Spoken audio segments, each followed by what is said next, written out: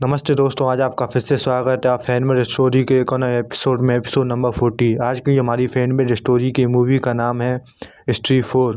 अगर आपको ये कहानी अच्छी लगती है तो हमने इसकी प्लेलिस्ट लिंक डिस्क्रिप्शन में डाल दी है, जिसे आप ज़रूर चेकआउट करें। और इस मूवी की स्टार कास्ट में है Shraddha Kapoor, Pankaj Tripathi, Rajkumar Rao, Ali Fazal, Salman Khan as new villain. और ये कहानी अब स्टार्ट करती है।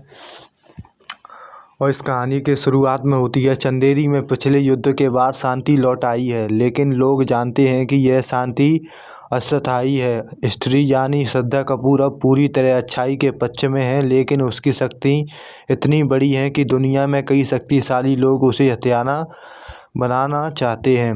राजकुमार राव और पंकज त्रिपाठी अभी भी गांव में उसकी सुरक्षा और गांव वालों की रक्षा के लिए उसके भरोसेमंद साथी बने हुए हैं। उसी दौरान गांव में एक नया युवक आता है, अली फजल, जिसे सभी एक सामान्य खुशमिजाज लेकिन काफ़ी लाइफ एक्सपीरियंस वाला इंसान समझते हैं। वह धीरे धीरे गाँव वालों को चाहता बन जाता है और राजकुमार राव से भी उसकी दोस्ती हो जाती है। लेकिन उसी समय अचानक चंदेरी की हवा बदलने लगती है। कई जगहों पर आवाज़, ऊर्जा लहरें महसूस होने लगती हैं।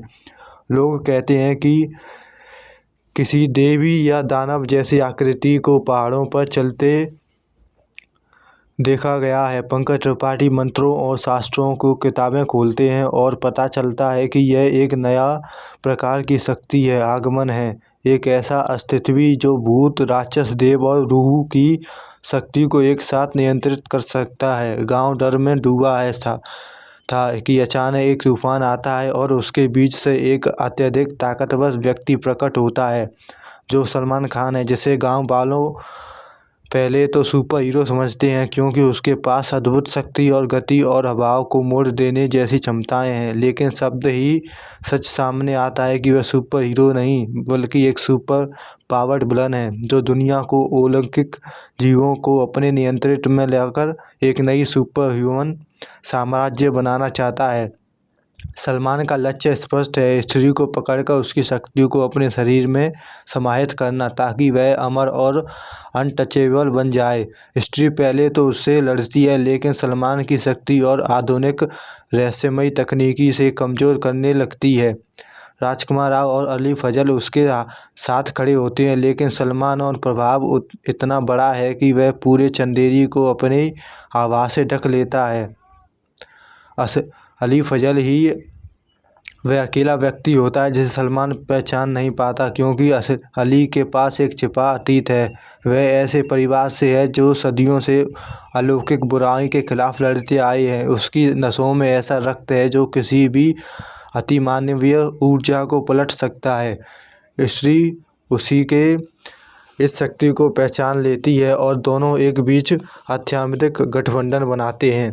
सलमान खान और अपने साम्राज्य को बढ़ाने के लिए गांव के लोगों को नियंत्रित करने लगते हैं, लेकिन इसी बार स्त्री अकेला नहीं। राजकुमार की चतुराई, पंकज के मंत्र और अली फजल की गुप्त शक्ति मिलकर एक अनोखी टीम बनाते हैं। स्त्री धीरे धीरे अपनी खोई हुई शक्तियों को वापस पाने लगती है और सलमान खान एक एहसास होता है कि स्त्री और पराजित करना उतना आसान नहीं जितना वह समझ रहे थे। दोनों के बीच टकराव होता है, शक्ति बनाम शक्ति लड़ाई बन जाती है, जिसमें इंसानियत और वह दोनों घावों पर हैं। अतः एक भीषण संघर्ष में स्त्री सलमान को हरा देती है, लेकिन उसे मारती नहीं। उसके बजाय उसे उसी शक्ति की जड़ से काटकर उसे इंसान जैसी स्थिति में छोड़ देती है, कमज़ोर, बिना ऊर्जा और बिना किसी अलौकिक क्षमता के।